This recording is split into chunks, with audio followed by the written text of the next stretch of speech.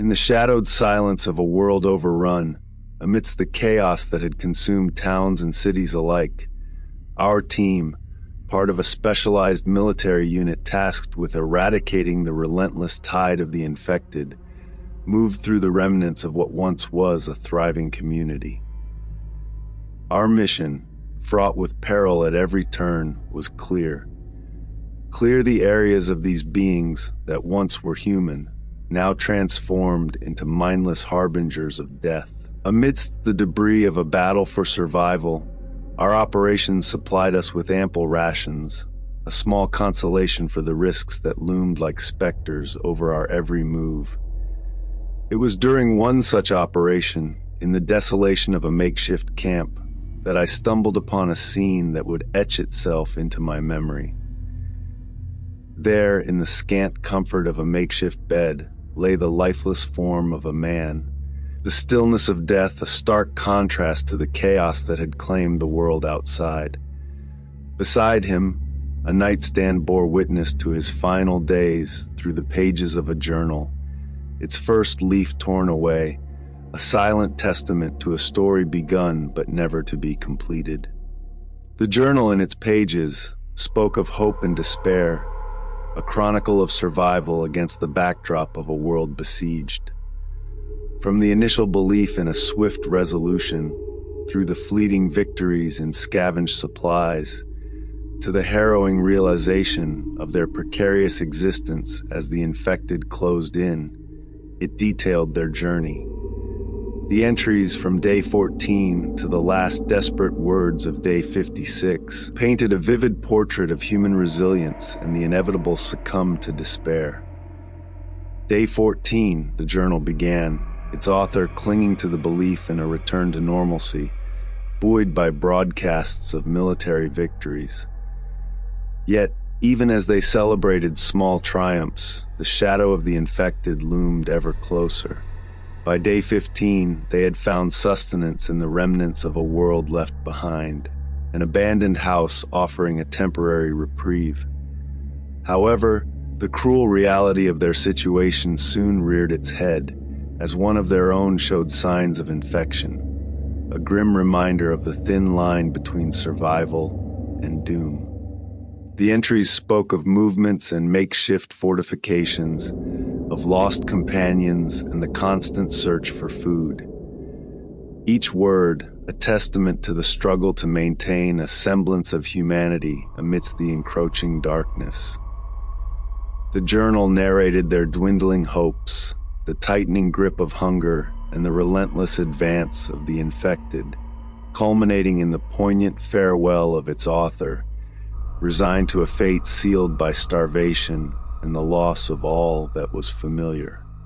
In the silence that followed the reading, the weight of what could have been hung heavy in the air. The presence of more bodies, including children, underscored the brutal reality of our too late arrival. The question of whether an earlier intervention could have altered their fate lingered, a haunting specter of what-ifs. Yet, in the face of our own battles, against an enemy that knew no mercy, reflection was a luxury we could scarcely afford.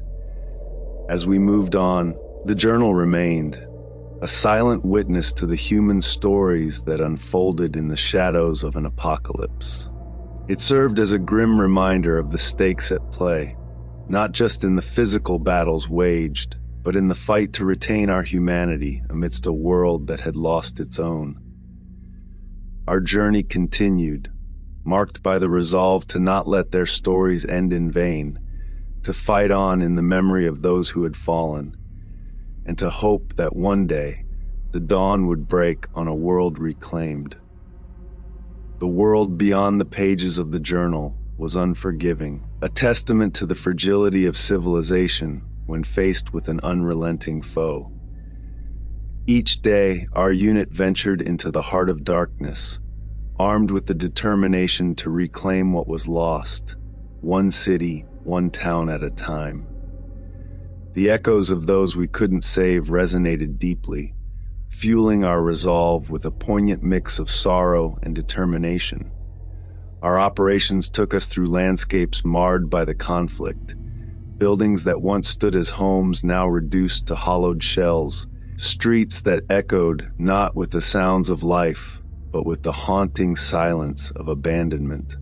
The infected, once our neighbors, friends, and family, now roamed these spaces, a constant reminder of the task at hand. In the aftermath of each encounter, we salvaged what we could, always on the lookout for survivors, for any sign of humanity clinging to survival. The journal's narrative, etched in memory, served as a stark reminder of the stakes involved, of the lives hanging in the balance. Each entry, a story of hope, struggle, and the human will to endure, drove us to push forward even when faced with the seemingly insurmountable. As the days turned into weeks, our efforts began to bear fruit. Areas once teeming with the infected were slowly but surely being cleared, secured as havens for those who had been forced into the margins of existence. Yet, the victory was tempered by the knowledge of the cost, of the lives lost in the shadow of the apocalypse. The journal, a beacon of those struggles, underscored the importance of our mission, not just as a military operation, but as a crusade to restore the essence of humanity. The camaraderie among us, born of shared trials and a common goal, grew stronger. Each operation, each life saved, added threads to the fabric of our collective resolve. The journal's tales, reflective of our own experiences, reminded us that behind the statistics of reclaimed areas and neutralized threats were individual stories of endurance, of moments of despair turned into acts of courage. In the quiet moments, when the immediacy of the mission gave way to reflection, the impact of the journal resonated. It wasn't just a record of one group's fight for survival. It was a microcosm of the global struggle, a narrative that paralleled our own in more ways than one. The final entry, a goodbye from a world slipping away, served as a powerful motivator, a call to honor their memory by succeeding where they could not. Our journey, like the journal's narrative, was far from over. Each day presented new challenges, new opportunities to make a difference. The world was changing, slowly healing from the scars of the conflict, and we were at the forefront of that transformation. The memory of the journal and its author, their hopes, fears, and final moments remained with us, a constant companion as we navigated the uncertain path toward a future reclaimed from the clutches of the infected. In the end, the journal was more than just a collection of entries. It was a legacy of the human spirit, a testament to the resilience and tenacity inherent in us all. As we continued our mission, we carried not just the hope of a return to normalcy, but the responsibility to ensure that the stories within those pages, and countless others like them, would not be in vain. In the face of the abyss, we stood united, a beacon of light in the darkness, guided by the memories of those we had lost and the unwavering belief in the triumph of humanity. As the dusk of that day bled into the ink black of night, our unit regrouped, the silence among us speaking volumes of the impact the discovered journal had wrought. Each of us, in our own way, grappled with the reality of the war we were waging, not merely against the infected, but against the erosion of hope, the specter of isolation, and the relentless march of despair that threatened to consume those left in the wake of this apocalypse. Our mission, however clear and objective, had become layered with the complexities of human emotion, the weight of the journal's words embedding themselves within our collective conscience.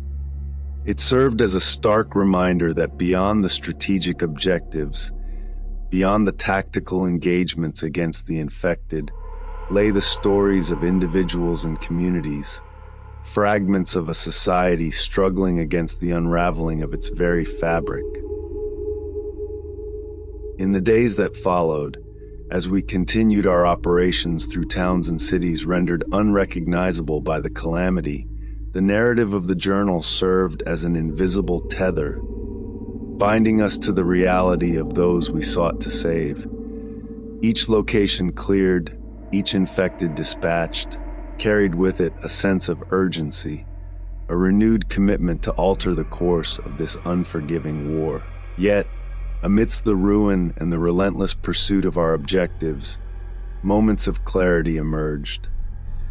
The realization that our fight was not just for survival, but for the restoration of hope, for the rekindling of the light in the eyes of those who had seen too much darkness.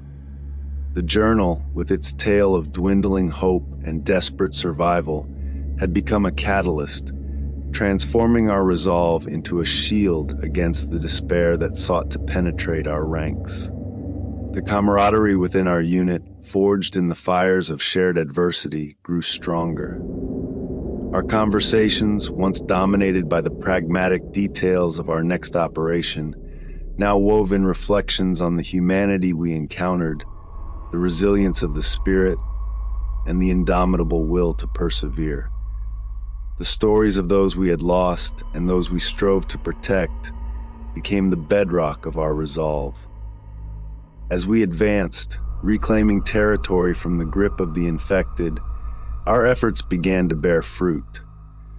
Communications with other units revealed similar tales of resilience, of small victories in the face of overwhelming odds. The tide, it seemed, was beginning to turn, not just on the battlefield, but in the hearts and minds of those who had once teetered on the brink of despair.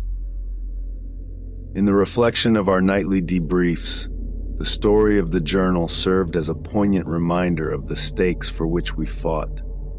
It was a testament to the endurance of hope, a beacon guiding us through the darkest hours. And as we pressed on, each step forward was not just a move against the infected, but a stride towards reclaiming the humanity that had been besieged, but never fully surrendered. The journey ahead remained fraught with challenges, the path uncertain. Yet in the legacy of the journal, in the memory of those lost and the hope of those yet to be saved, we found our purpose reaffirmed. With each day's dawn, we faced the horrors anew, not just as soldiers in a war against the infected, but as guardians of the light against the shadow, determined to restore a world where journals once again spoke of mundane joys and the simple yet profound beauty of a life reclaimed.